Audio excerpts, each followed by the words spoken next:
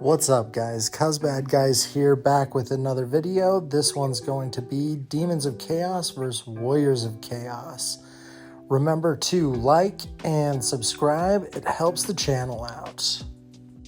Let's do a quick overview of the demon army. This is very Khorne themed, so we've got a Thirster, a Demon Prince of Tzeentch, which is the changer right there. We've got 3 units of Fleshhounds, 2 units of Flamers, and a big unit of Crushers with a Herald in it that is also a BSB. Let's go over the demon army more in depth. First off with the characters. So characters, first off, I've got a Bloodthirster as my general. The characters, I am going for a very Kiss-oriented themed, which is going to be Keep It Simple Stupid. This is to run my characters incredibly lean on points and making sure that I am leaning in more on their stats more than trying to do janky things with magical items. So the Bloodthirster is just with his heavy armor, and then I gave him the Lash of Khorne, which is going to be Always Strikes First and AP2. So the AP2 is going to come in handy in being able to cut through armor, obviously. And then Always Strikes First means that his stat line, which is amazing, he's a Bloodthirster, is going to have Initiative 10 all the time. He is a heat-seeking missile that just destroys things. Moving on to the Demon Prince. This is going to be a Demon Prince of Tzeentch. That is a level 4 wizard, takes the Twin Heads, which is an extra spell, so he gets 5 spells, and I went with Dark Magic. You'll see this as a theme in a lot of my armies because I actually think Dark Magic is one of the best lures that's in the game. I really try to go for getting the Word of Pain and getting Battle Lust. So those 2 spells combined are incredible multipliers in getting lethality onto the table. And then Word of Pain is an amazing debuff on an opponent's unit. Then we've got the Herald of Khorne. The Herald of Khorne is on a Juggernaut. He is going to be joining the Crushers and has been upgraded to be a battle standard bearer, so has the Demonic Locust. This is here for static combat resolution, as well as being able to be an additional challenger to make it so something like my Bloodthirster can't be challenged out of a combat where he needs to be smashing into a unit. Up next, we've got our core, again, following the KISS method, which is Keep It Simple Stupid. So I've got 3 units of Fleshhounds of Khorne. They are all 5-man units, and 2 of them have been upgraded to be Vanguard. So they get an extra move or a move at the beginning of the game before turn 1. I found that Countercharge is an incredibly powerful ability to have on a unit, and Fleshhounds have Countercharge. These units are here to clean up my opponent's chaff and to be a target for Battle Lust, because upgrading their attack profile and being able to get Hatred and changing their attacks from 2 to 3 is pretty powerful. Moving on to special, we've got a unit of 3 Blood Crushers. These have been upgraded to have a champion and a standard bearer. These are here to really go after the elite part of my opponent's army, and the Blood Reaper is there to be able to challenge, and standard bearer is there for static combat resolution. 4 wide is really the widest you want to go on a unit like this, as they get a little unwieldy if they go a little too wide. And again, just like the Fleshhounds, these guys are great targets for Battle Lust. Only the riders will get the Frenzy, so the mounts don't get the extra attack. but the mounts and the riders get the hatred special rule. So it means the mounts get to re-roll their attacks to hit, which is great. This unit absolutely blends when it hits things and it's buffed, and the target they're hitting is also Word of Pain, so they just smash through things. Moving on to my rare slots. These are going to be 2 units of 3 Flamers, which have the Pyroclaster champion upgraded to be an Exalted Flamer, and he is upgraded to be a level 2 wizard, which Mark of Tzeentch, level 2, means he has +3 to cast. I take Demonology. The only reason why I take Demonology is to be able to drop for the signature spell. The signature spell is the Summoning, which is a casting value of 9, which the +3 to cast means I need a 6 on the dice for the spell to be able to go off. It does 2d6 strength 4 auto hits at AP 1, which is pretty great at clearing skirmishers. This ability comboed with their Warp Flame means that these units are pretty shooty and great at clearing chaff. Let's take a look at the opponent's army. He is Warriors of Chaos, also themed towards Khorne. So we've got these units of Forsaken, we've got some Ogres, some Hounds. He's led up by a Demon Prince and has a unit of Chosen Knights with a BSB and a level 4. He also has this Vindicator that is also taking its place as a Hell Cannon. Mission for today will be Open Battle. We will be playing 6 turns, and it will be standard battle points. This is a great mission for 2 armies of Khorne to fight each other. So, starting off with deployment, I started off by putting my 2 units of Fleshhounds with Vanguard on my left flank, followed up by my one unit of Flamers right there next to them. The dice are the spells that they have. I ended up putting my other unit of Fleshhounds over there more in the middle. Put my Crushers in the middle of my battle line because I needed to make sure that they were able to hit a high value target. And then my Demon Prince is behind that unit of Flamers, and the Bloodthirster is over there closer to the left flank. My opponent put his Forsaken and Hounds on his left flank up against my Vanguarding Fleshhounds. I was able to get the Battle Lust off on that one unit of Fleshhounds, and they were able to get a charge off against the Vanguarding unit of Hounds over there. I then did my moves. You can see I'm just moving forward, really just being incredibly aggressive, which is the way Khorne Army really wants to play. The Flamers, they weren't able to cast any magic, but they were able to shoot their fireballs, and I was able to kill quite a few of the Forsaken over there. On my right flank, I put my Thirster right in front of his Chosen Knights and the Fleshhounds in front of another unit of his regular Hounds. We then did the combat for the Fleshhounds versus his regular Chaos Hounds. They're on the left flank. I absolutely destroyed those Hounds and overran into the second unit of Forsaken. It's just right out of the camera angle there on the left. It then goes to my opponent's turn 1. He moves the Forsaken up to be able to try to go after the Flamers. He moves the Ogre unit up to take the charge from the Crushers. The Ogre unit actually has a second rank in there. He just didn't have his models with him. So that's a unit of 8 Ogres with great weapons. The Hell Cannon tries to shoot the Crushers, and the shot goes wide. That's what the little blast template is.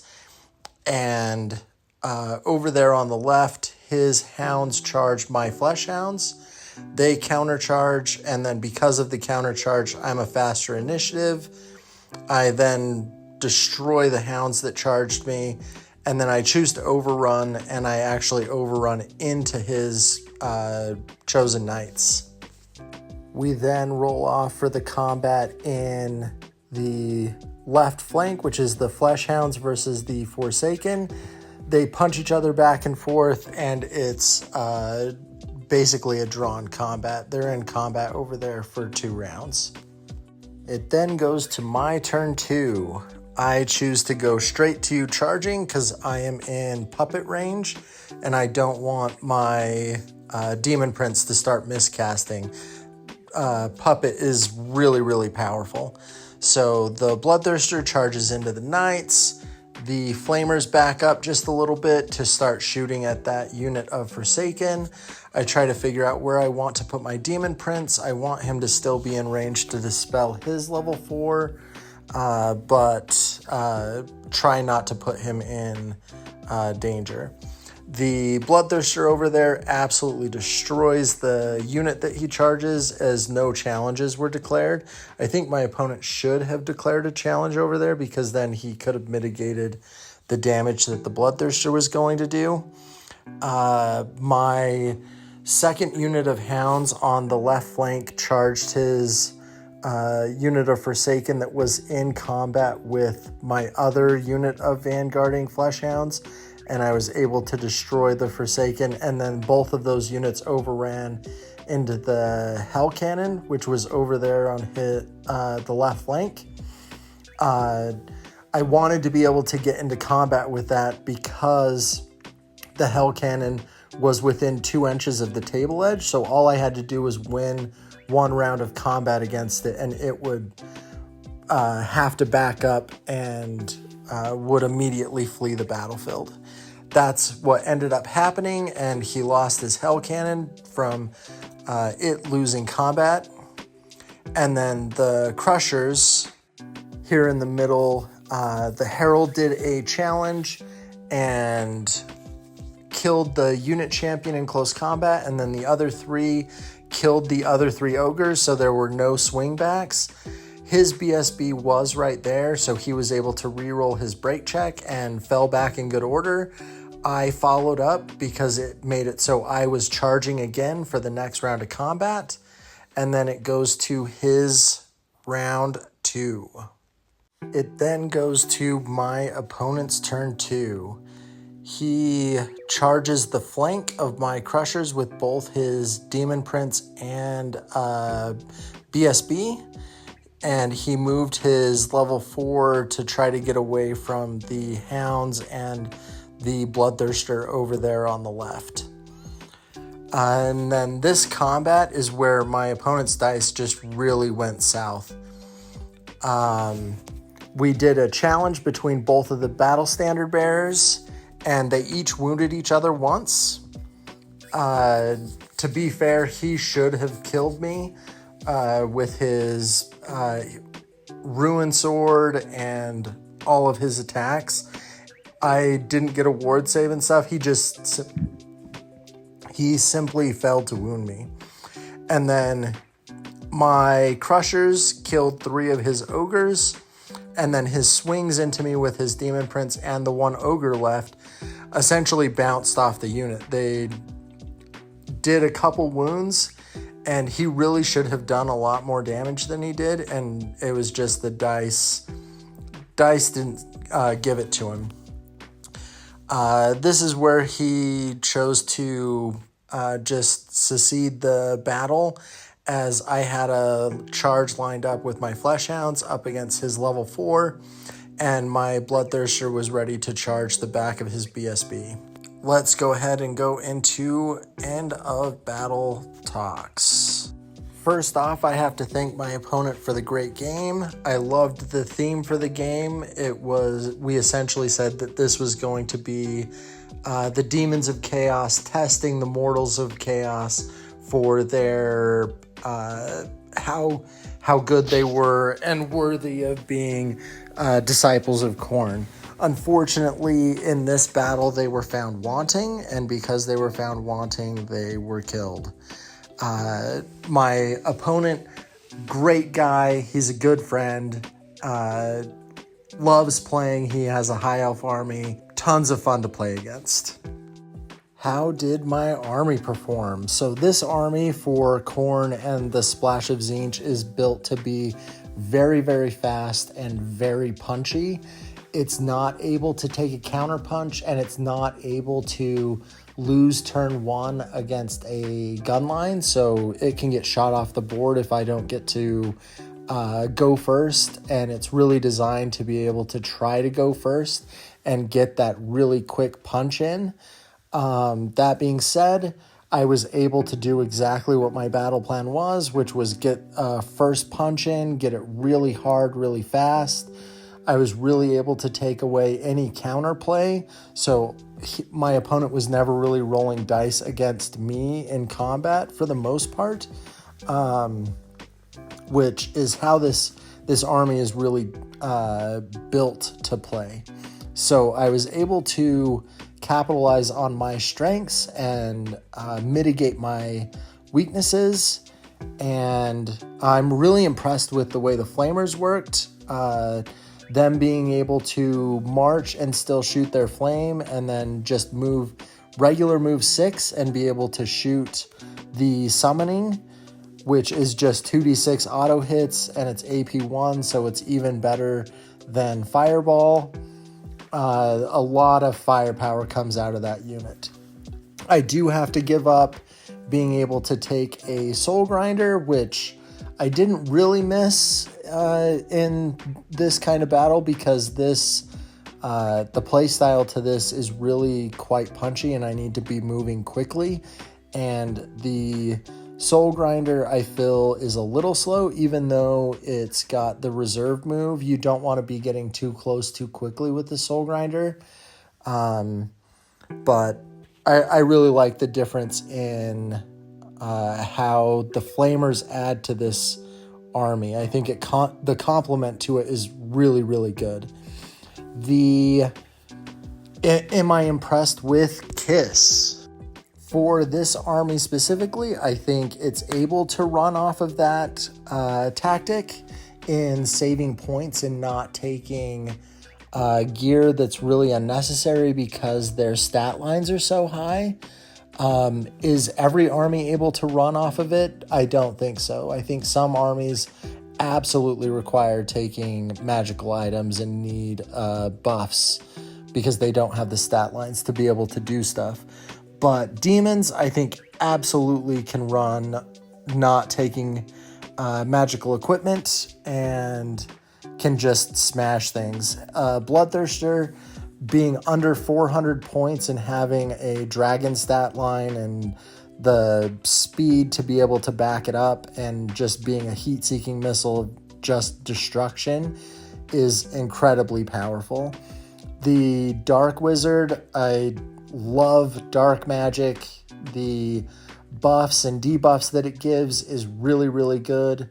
The spell to be able to teleport a character, so if the Bloodthirster ever moves out of position and needs to be able to be teleported, I absolutely can target him most of the time with him. In this battle, it wasn't really needed because it was an elite army versus an elite army, and I was able to get the punch in first, and because I was able to do that, my opponent wasn't really able to recover.